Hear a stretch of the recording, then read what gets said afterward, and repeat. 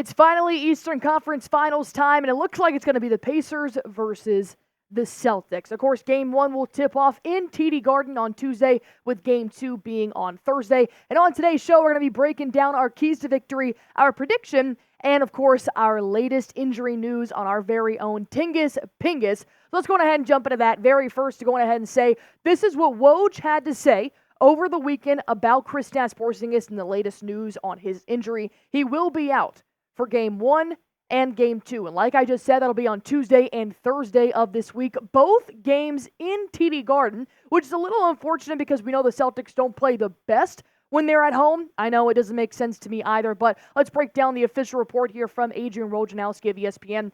The sources say Boston Celtics center Kristaps Porzingis expected to remain sidelined for the start of Eastern Conference Finals on Tuesday and Thursday, but there is optimism for a return in the looming series. And if you guys did not see this on Twitter, well, that's why you guys should follow me on Twitter, because I retweet anything that's really important, like a Woj bomb, but I also put really important facts here on the Boston Celtics, not to mention I think I'm pretty funny, or at least my mom says so. I like to make a lot of Celtics memes on there as well and tweet live in-game thoughts. So if you guys are not following me on Twitter, I highly suggest doing so right now at AR Barefoot. And the first 10 followers I get are going to get a shout out on our watch party starting tomorrow.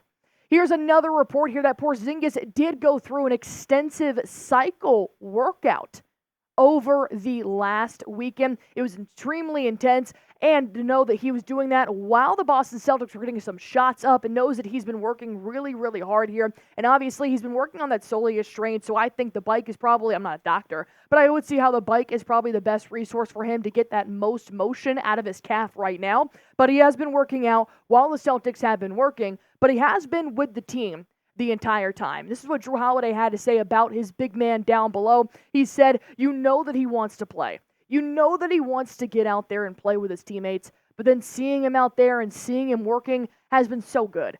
And honestly, just hope that he recovers fast so that we can get him back out there. Holiday, Joe Mazzulla, the rest of the Boston Celtics are fully behind Kristaps Porzingis while he has been going through this rehab. But the fact that Jrue Holiday and Mazzulla are coming out here saying, look, he wants to be out there. He is doing everything he can to get back at a record pace, as Porzingis put it when he was originally hurt.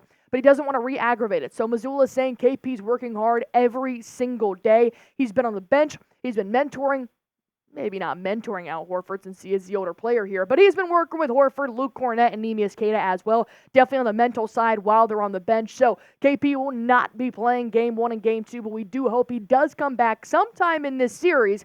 But since it is the Indiana Pacers, we're going to break down whether or not they'll need Kristaps Porzingis more so on the back half of this show. First things first, are you guys worried about the start of the Eastern Conference Finals without Porzingis? You don't want the Celtics to go down in the series at all. And considering the first two games are going to be at TD Garden, not the best record in the playoffs so far when they play at home, are you worried without having Tingus Pingus going up against Miles Turner? Type Y for yes, type N for no.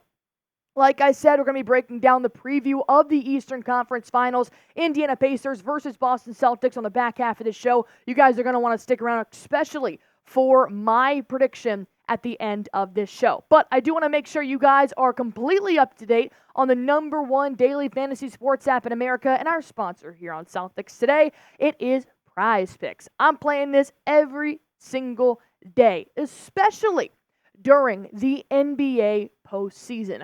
Their projections have been solid. I have made a lot of money this postseason with my picks here on PrizePicks. And I'll tell you what, I've actually just went to a Rangers game this past weekend as well. I made my MLB picks, got to keep up to date with my picks while I was watching the games. And of course, the NHL postseason is also going on right now as well. So if you guys want to go make your picks, go to prizepicks.com/CLNS. Use that promo code CLNS for a first-time deposit match up to $100. And you can go ahead and copy my PrizePicks for tomorrow night, or you can make your own. I've got Jayson Tatum having more than 10 boards. He's averaging a double-double right now in the postseason. And then I got TJ McConnell having less than 9.5 points. I don't want to see TJ McConnell unless it's a blowout. I know he can be a lethal, last-minute type of option here, especially from a three-point line, but I don't want to see McConnell having less than 9.5 points. If you guys want to go ahead and copy my PrizePicks, feel free to do so. PrizePicks.com/CLNS.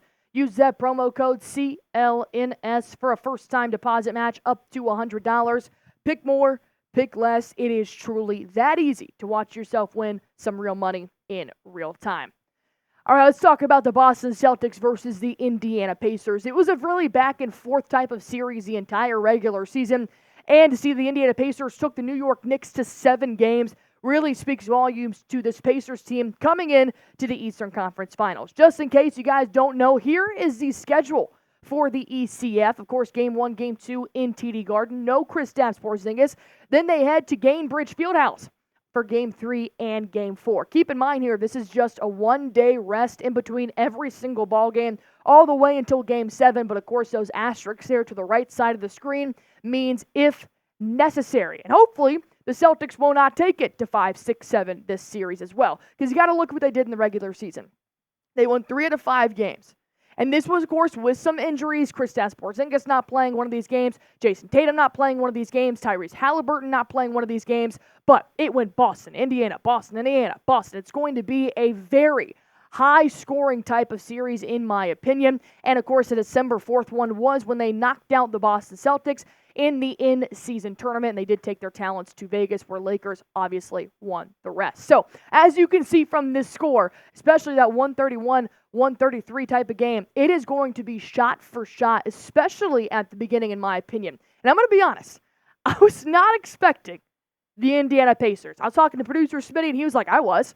The Knicks were cooked. The Knicks were tired by the end of the round 2.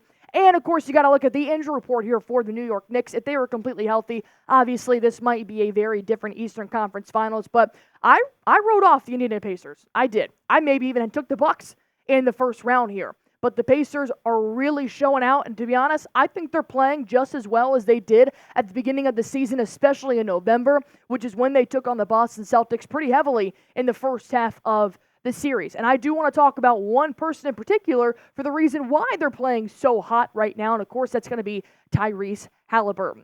I personally think when he got injured in January against the Boston Celtics, you remember that, where he did a split on the court, really hurt that hamstring. He didn't come back in that game. And then, of course, he missed several weeks with that hamstring injury. I think he was playing phenomenal, all-star level to start this season. Then January hits, he gets an injury. Ever since then, he kind of been a shell of himself. The Pacers really fell off there in the back half of the regular season. But now, in this postseason, they have been playing just as well as they were at the beginning of the season, which is when they played the Boston Celtics the most out of this year. So, with that being said, this is what Haliburton has done so far in 13 games in the postseason. Almost averaging 20 points per game, 5 boards, very nice, 8.1 assists. Imagine Derek White and Drew Holiday putting their highlights together. That is how Tyrese Haliburton knows how to dish out those balls. His assists are unreal. He's had double digits against the Knicks the entire series. And then, of course, his field goal percentage, 50% from the field. He was lights out in Game 7 in Madison Square Garden and shooting about 38% from downtown. He really has stepped up here on his offensive level in the postseason.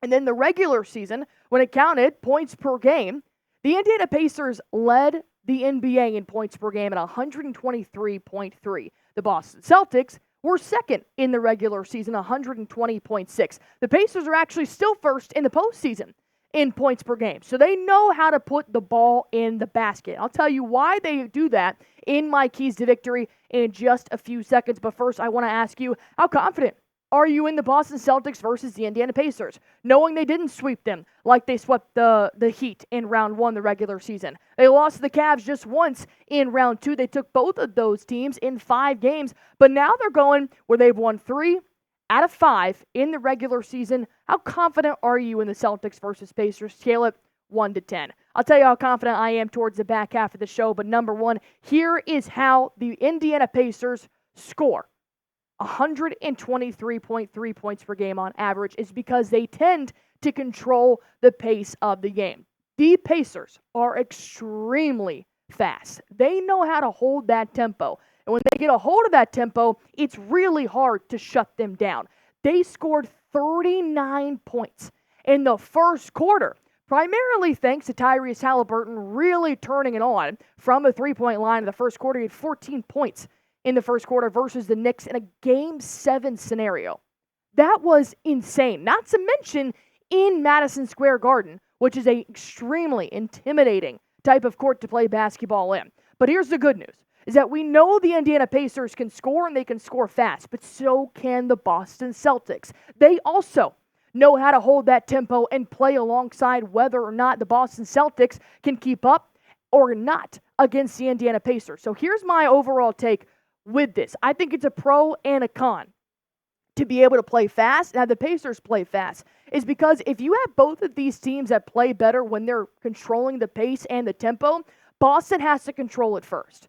I personally think Boston plays better when they're playing fast. It's that second quarter lull, the beginning of the third quarter, that really scares me the most when I'm watching the Boston Celtics, because when they play slow, they seem to be stagnant. They seem to be just standing in the corner, watching to see what their teammate is going to do. But if they control the pace and they outscore the Indiana Pacers and come out swinging, then they've got the entire game.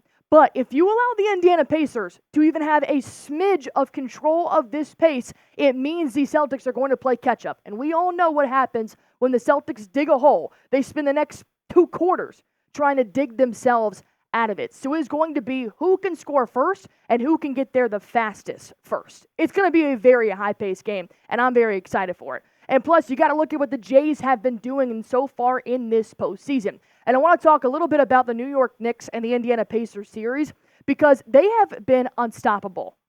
I'm talking about the Jays in the postseason. Look at what they did against the Pacers in the regular season, which is why I think the Jays need to be on top of it coming into the Eastern Conference Finals. I need to see that 1-2 punch in their mouth early. And I mean early. Not just on offense, but also on defense as well. I think Tatum has been controlling the Boston Celtics when it comes to the box score. And you look at what Tatum has done against the Pacers, you're kidding me. He's been averaging 30 points a game. Not to mention Jaylen Brown's 2 points behind 30 points a game. Their rebounds combined are elite. Their assists, Jayson Tatum, of course, controls that pace a little bit more than Jaylen Brown, but he also feeds Jaylen Brown most of the time, which is also why they're such a great duo in the backcourt. 58 and 59% from the field. Almost 60% from both of these players shooting against Pacers. Why? Because their defense kind of sucks. And then around the three-point line, Jayson Tatum is lights out. Jaylen Brown, obviously, he had some 60% games. He had some 25% games from the three-point line. Brown played 5 games. Jayson Tatum played 4. I think JB and JT look the most ready for the finals right now. I think they're done with the Eastern Conference. I think they're ready to be tested. Whether or not they can respond to that test, we'll have to wait for the NBA Finals if they do make it, of course, against the Western Conference team. But I think they're done playing these teams over and over and over again. JT and JB look mentally ready to take on a Western Conference team, but of course you have to lock in right now against the Indiana Pacers, and then that's where it feeds into to take advantage of the Pacers' defense. They kind of suck on defense. When I'm talking Dante DiVincenzo, Deuce McBride, Josh Hart, Jalen Brunson, OG Anunoby being able to knock down a 3 pretty much whenever they wanted, comes to show me that they don't have the resources to take on the Celtics' resources here. And when you look at their defensive rating throughout the regular season, it wasn't that great. And now being in the postseason, their defensive rating still isn't great. They were 6th in defensive rating in the second round of the playoffs out of 8 teams. Of course, the New York Knicks being ranked number 8. Now you got the Boston Celtics in the top 2 of the defensive rating. It makes me feel like they don't have the resources to lock down what the Celtics can provide. You look at the Knicks, and I'm not throwing any shade at DiVincenzo, Josh Hart. They were phenomenal this postseason. But Brunson obviously is the moneymaker here for the Knicks. Well, they've got Jaylen Brown, Jayson Tatum, Drew Holiday, Derek White, Al Horford, for Christ's sake. They have so many resources that it's going to take the entire team to lock up. Tyrese Haliburton is a lackluster defender. If you put any type of JT screen on him, he will fall. The only player I am somewhat concerned about on defense is Nesmith. He tends to find his rhythm playing up against a high-scoring offense like the Boston Celtics. And then, of course, you got to be worried about Turner just being the rim protector that he is and not having Kristaps Porzingis. It's pretty easy to lock up Jalen Brunson for 7 games. It's going to be extremely hard to lock up Jaylen Brown, Jayson Tatum, Derek White, Al Horford, Drew Holiday, the rest of them for 7 games if it goes to this series. Which leads me to my prediction. Celtics in 5. I think this will look similar to round 1 and round 2. I just don't think anybody in the Eastern Conference right now has the resources to keep up with the Boston Celtics. I don't. Maybe in the Western, that's a different type of conversation. But I do not think Tyrese Haliburton, Miles Turner, Pascal Siakam are going to be able to defend the Boston Celtics for a series back to back to back to back. With that being said, what are your keys to victory for the Boston Celtics versus the Indiana Pacers? Go on ahead and let me know in the comments section down below. Feel free to give me your prediction for the score as well, or the record. Go on ahead and let me know what your keys to victory are. If I missed anything, let me know. Let's talk about it down below. And as always, if you guys have not already, go on ahead and follow me on Twitter. While you're subscribing to this channel as well, follow me on Twitter. I'm going to be tweeting our live links. I'll be tweeting in-game thoughts. If you guys want the utmost free content, you can get it on Twitter and you can get it on YouTube right here at Celtics Today. Subscribe, follow me on Twitter, do everything. Celtics in 5.